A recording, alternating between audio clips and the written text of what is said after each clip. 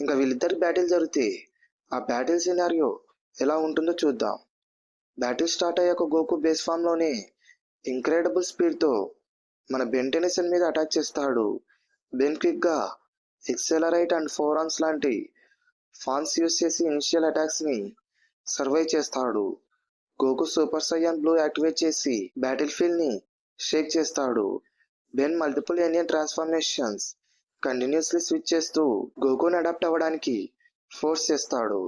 Heat blast fire attacks, diamond head defenses and feedback energy absorptions ఈ టెక్నిక్స్ని use చేస్తాడు. కానీ Goku raw power and martial arts మాస్టరీతో pressure maintain చేస్తాడు.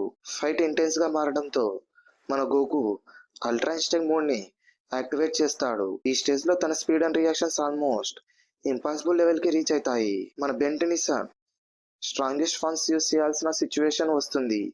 ఫైనల్గా మన బెన్ ఏలియనిస్ట్ ట్రాన్స్ఫర్మేషన్ యాక్సెస్ చేస్తాడు. రియాలిటీ ర్యాపింగ్ పవర్స్తో battlefield scale complete change అవుతుంది.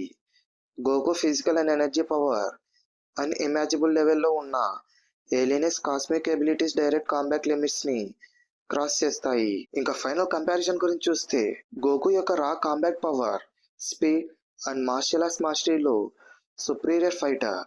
అల్ట్రా ఇన్స్టింక్ట్ వల్ల డైరెక్ట్ కాంబాట్లో ఆల్మోస్ట్ అన్బీటబుల్ ఫిజికల్ బ్యాటిల్స్లో గోకు డామినెన్స్ క్లియర్గా కనిపిస్తుంది. కానీ బెన్ టెన్నిసన్ యొక్క Omnitrix versatility and Alien X cosmic reality manipulation వల్ల ఎంటైర్లీ డిఫరెంట్ స్కేల్కి వెళ్ళిపోతాడు.